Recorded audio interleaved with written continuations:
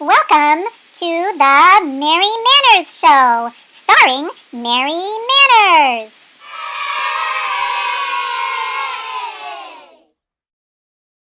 And this is the Mary Manners Show, and it's so good to be with you today.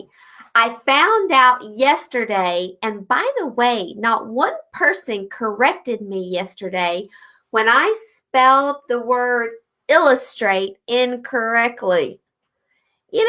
Sometimes when you're looking at a word, it doesn't look right, but y'all can tell me if I say something wrong or do something wrong. Mary Manners needs help. Y'all, I got a lot on my mind. I need help thinking straight. So, did you illustrate your book yesterday? Did you start illustrating? Oh, I hope so. I hope so. There's my comments. Hey, Eva and Nora and Ellie. Oh, I'm so excited to see you all too. Hey, Jean Stevens, Nathan, and Miriam. Hello. Hey, Aza, in a cloud. What kind of cloud are you in? Great. Thank you for telling me you can hear me. Good afternoon, Heather Randolph family. Hello, the Michael family, and Jessa and Jenna. Hey, Sienna and Heartland. Oh, you guys, hello. Welcome. So, did you all play the fastest hands in the West yesterday?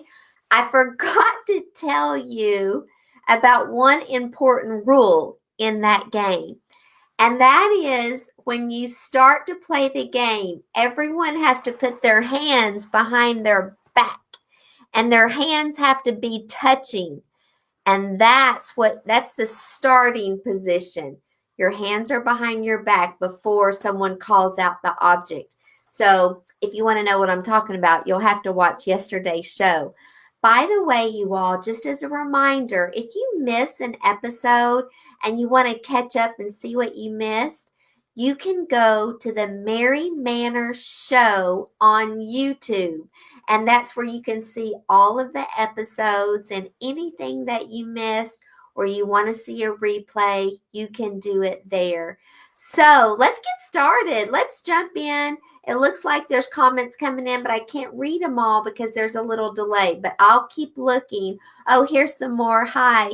So, hey, Silas and Liam in Pittsburgh. Hey, McKenna. And oh, is it chilly today in Iowa? Oh, you started your book last night? Great. Y'all, there's no rush. You're not on a timeline. We're going to talk about book covers today, but if you're not quite ready to do your book cover, that's okay. Hey, Zaya. Hey, Kate. I'm glad. Oh, hey, Kate Farmer. Glad that you're watching. And hey, Hennessy. Glad that you're back. Okay, let's go ahead and learn our etiquette skill. I don't know if your mom told you what etiquette skill we're talking about. I did a little sneak peek earlier today. But today we're talking about parking lot etiquette. And I know you might be going, say what, Mary Manners? Is this really necessary that we have etiquette in the parking lot? Yes, it's necessary. I don't talk about anything that's not important, y'all. So, what is parking lot etiquette? Well, there's a couple of things. Some of it has to do with whoever's driving the car. And I realize, kids, you're not driving the car, but you can help your mom and dad by doing certain things when they are driving. So, I'm going to talk about just a couple of things to remember to show that we have good etiquette. So, remember this, kids, to try to get us in the habit of thinking like a lady and a gentleman means that we're always thinking about what message do my actions send to other people? What unspoken messages am I sending? So, for instance, one of the reasons our mom and dads drive slowly through a parking lot and a neighborhood is because we never know when there might be a little child or a little animal that accidentally runs out into the parking lot or street. Sometimes moms can be walking with their children and they're holding their hand. And then all of a sudden, a child sees something and they drop the hand. And before a mom can catch them, they've got a little ways away from them. We always need to be so careful about safety in parking lots so that we can send the message that we care so deeply that everyone is safe. Now, kids, this is where you come in. Whenever your mom and dad are driving in a parking lot, it's important to be quiet so your mom and dad can be focused on their driving and paying attention to people in the parking lot.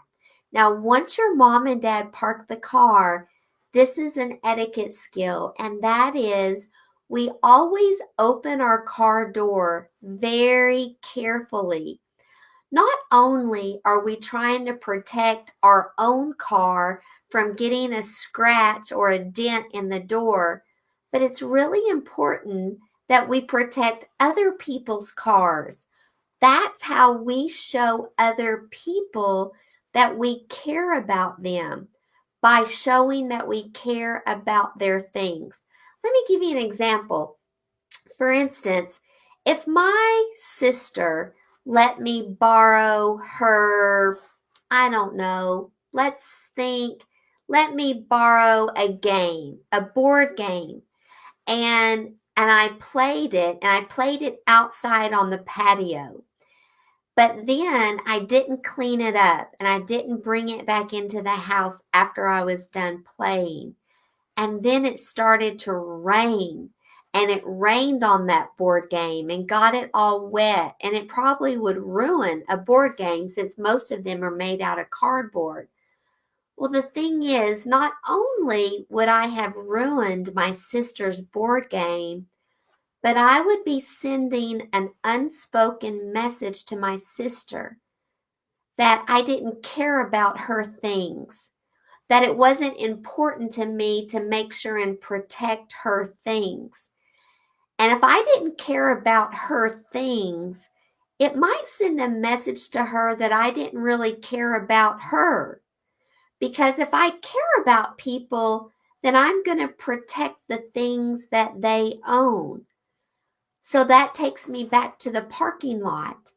The reason we're so careful with our car doors when we open them is because that's how we send an unspoken message to our mom and dad that we care about the money that they've spent buying a car for our family, but that we also care about other people's cars. And that's how we show them we care about them. Do you all understand? That's how a lady and gentleman think. So that leads me to the other etiquette rule about parking lots, and that is shopping carts, or how we say in Tennessee, buggies. And that means that, have you ever been walking to your car with your shopping cart full of groceries after you've been shopping, and you're going to put all of your groceries in the car, and then you look up and the place to return your shopping cart is all the way over on another aisle, and you're like, oh, I'm too tired. I don't want to walk all the way over there. And so, what do? I've seen people just leave it right beside their car. And they think, oh, I'm not going to take my time to put it back where it's supposed to go. And then they get in their car and drive off. But you all, ladies and gentlemen, don't do things like this. Why? Well, if I leave my shopping cart just in a parking lot, just in a parking space, well, let's say the wind starts to blow and it starts to blow that shopping cart into somebody's car. Or let's say then the next person that drives up can't pull their car into the space because the shopping cart is blocking their way because the wind has blown it over a little bit. And if the cart starts rolling, it could dent someone's car. Now, I've had someone say, but Miss Manners, what if it's raining? What if I put all my groceries in the car and it starts pouring rain and the shopping cart return is all the way over there? I don't want to get wet, so I'm just going to leave my cart right there. Oh my goodness. Ladies and gentlemen don't think like that because getting wet doesn't really matter as much as causing harm to someone's car. And then they have to go spend a lot of money to fix a scratch from the shopping cart. Now, I know you might be thinking, Mrs. Manners, this is a lot of conversation all about just shopping carts. But kids, what I want you to understand, it's more than just about shopping carts and parking lots. This is the essence of etiquette. Etiquette is caring more about others than ourselves. Etiquette is caring more about other people's things than our own things, because that's how we show people we care about them. That's what etiquette is. We always have to realize that we send unspoken messages about how we feel about people based on our actions. There's your etiquette lesson today. That's all. I want you to think about that. Okay, now the fun part. So you all week, those of you that are new today, the kids have been working on creating their own book, a storybook, a picture book, whatever kind of book. Today, we're going to talk about book covers. Let me take my gloves off so I can work a little bit. You all, once again, there's no way for you to do this wrong. Whatever your cover, whatever you want it to look like is going to be perfect because it's yours. So I want to show you just some ideas that I did, and maybe it will just inspire you to have some ideas of your own. So the first one I made, I hope y'all can see this. See this little book cover? I didn't do any of the artwork yet because I want you to do your own artwork. But what I did is I stole one of these little picture frames, woohoo, out of one of my pictures in my house that I didn't really use anymore. You know, this is the little thing that goes around your picture in a picture frame. And then I have these little cards. You know, I've always wondered, why do I need to learn how to cut straight with scissors when I can just really easily buy these little packs of rectangles, which are so nice. And you can do these little pieces of paper in all kinds of color. Obviously, you all can just cut out a rectangle out of construction paper, and I put that behind it. See that? And then I put it directly on my little book cover. Let's see if you can see that. And there you go. You've got a nice little frame that you can then write the title of your book. And that's so easy. So there's the first idea, okay? Now the second idea is I just got some construction paper and I folded it, and then I found this little ribbon, just some black and white ribbon, and I just simply glued the ribbon along the edges. And then I got another white card and glued on the center so that I can write the title of the book. You can draw a picture, whatever you want, but ribbon is a really good way to make your book cover. Now, another thing I just found, so I'm one of those people, if you came to Mary Manners' house, there's this one closet in my house that it's a little scary looking. When you open the door of the closet, you have to make sure you're at a safe distance away or things could fall on you. It's my craft closet. And I keep everything, any ribbon, like if I get a birthday present and there's a pretty ribbon on it, I'm going to put that ribbon in my craft closet because you just never know when you need stuff. But one thing I found in my craft closet this morning are just these little, this is made out of foam, and it's just this foam pad, and that makes a perfect little book cover. So this is kind of one of my favorite things though. Look at this cute book cover. Let me see if I can show you that. You can't really see the colors good on here, but basically I just cut out these little squares out of different colors of construction paper. You can do all kinds of different colors. And I just glued them in just different places on my book cover. And then, of course, you can, maybe write the title of your book up here and who it's by down here. Make sure you put by Mary Manners, although you're not going to put my name, you're going to put your name on your book cover. And so you can just cut out different shapes in construction paper and just glue it to your book cover. Now, this one was so easy. Look at this book cover. It's just super simple, right? Guess what I found in that craft closet of mine? I found just this decorative tape. But you might have, a lot of you in your home have duct tape, and sometimes duct tape comes in orange and blue and different colors, but it's just tape.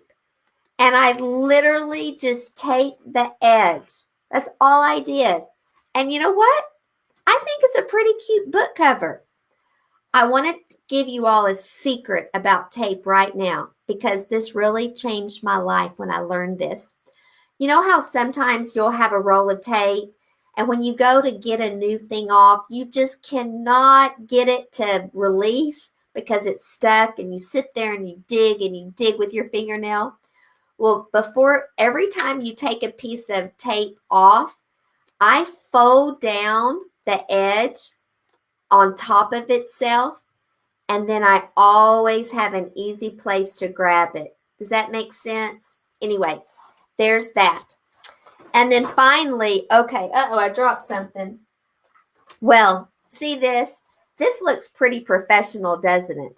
It says, I love life. Y'all, Mary Manners, I have terrible handwriting. This was just a sticker I found. When I found it, I was like, ooh, that's awesome. So you can find stickers with letters if you don't feel like you're a really good writer. But listen, when I wrote my storybooks that I've written, I am not very good at illustrating. And so I hired someone. Guess what? You could hire someone to make your letters if you want them to be a certain way. You can hire your mom and you can say, hey, Mom, I'll give you one back scratch if you'll draw the letters for my book cover. Or just do it yourself or cut them out of a magazine. So I'm going to really quickly, though, show you one of my favorite ways to make a book cover. I wish I had a cameraman that could show you so I could really do this for you to see. But one thing you can do is you can take a piece of fabric, okay? So that's what I'm going to do. I'm going to turn this camera down a little bit so you can see a little better, okay? I'm going to lay my fabric down. And then I'm going to take my book cover, which is just this little piece of cardboard I found. You can use construction paper, whatever you want. And I'm going to lay it down. Whoops, let me move this. Okay? And then you all, I'm just going to fold over the edges. And I'm going to use a glue gun. You can use Elmer's glue, but I'm going to use a glue gun just so I can do it really fast so you can see. And I'm just going to fold the edges over. I tell you what we need. Mary Manners needs, I need a studio. I need a couple of cameramen. And I need some help, you all, so we can do this better. But for now, it's just you and me and this little camera. But I'm going to just glue really quickly. Oh, I'm going to do this so fast, you're not even going to believe it. We're going to glue, let me move this. We're going to glue down our edges. I can tell you one thing. A hot glue gun is dangerous. Woo! Dangerous, dangerous, dangerous. You can really burn your fingers on a hot glue gun. I have done it plenty of times. Let me do the little edges here. You're going to love this, y'all. You're going to love it. I can't wait for you to see it. So you just glue down all the little edges. And if I had more time, I would do a little bit better job. Okay. Let me show you what this looks like. So right now, this is the inside of the book. It looks a little sloppy, right? But now that's the outside, which is pretty cool. But now to make it look nice and neat on the inside, You can take another piece of paper once you've glued down your fabric and lay it on top to kind of frame it in. And I'll show you what I'm going to do. I'm going to glue this as well. So I'm going to put some glue on the edges.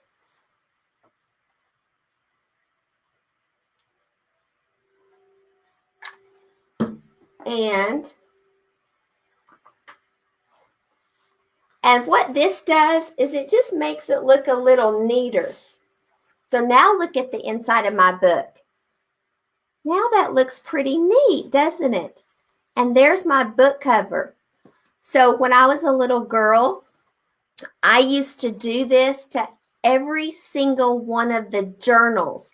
I would buy a notebook like at Walmart, just a little spiral notebook that was really cheap.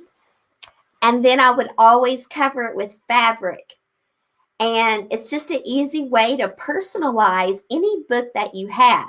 Now, this is the inside of my book, which I haven't illustrated yet. But remember I told you the other day that you don't want to write on the outside pages? And the reason you don't is because your outside page is the page you're going to glue to your book cover. So for instance, that's what you're going to glue to your book cover. And so then it's nice and neat. And I've got to trim mine a little bit, but that's a way to make a book cover, is out of fabric. It's so fun. You all, I want you to just be creative and do whatever you want to make your book cover. On Monday, even over the weekend, today, over the weekend, Monday, I want you to send me a picture of your book. Maybe a picture of the outside of your book and a picture of one of the pages from your book. I want you to post those pictures so all of us that watch the Mary Manners Show can be inspired by your creativity. And I want you to have a wonderful weekend. So a note to mom or dad who are watching. Moms, tomorrow, if you look on our Facebook page today, I made a post about it. There's an amazing free webinar that lasts most of the day. And it's free to register. There's 5 different speakers. There's going to be different workshops on parenting and homeschooling. Just registering allows you to get the link so that you can watch those workshops anytime. And also, mom and dad, I have a parenting podcast that comes on every week on Thursdays. It's called Parent Wise with Monica Irvin. And you can also find a link to that on my Facebook page or on the Etiquette Factory website. Kids, parents, I want you to have a great weekend. I can't wait to see your books. Thank you. On Monday, we're going to take a fitness test. So I'll see you Monday at 2 o'clock Eastern Time. Would everyone say bye to me? And if you have a question, now is the time to ask. Thank you for being here, y'all. Have the best Saturday, Sunday. I love you. God loves you so much. I'm so proud of what good kids you are. I love that you help your mom and dad. I love that you are kind. I'll see you next week. Bye, everyone. Bye. Thank you for being here. Bye.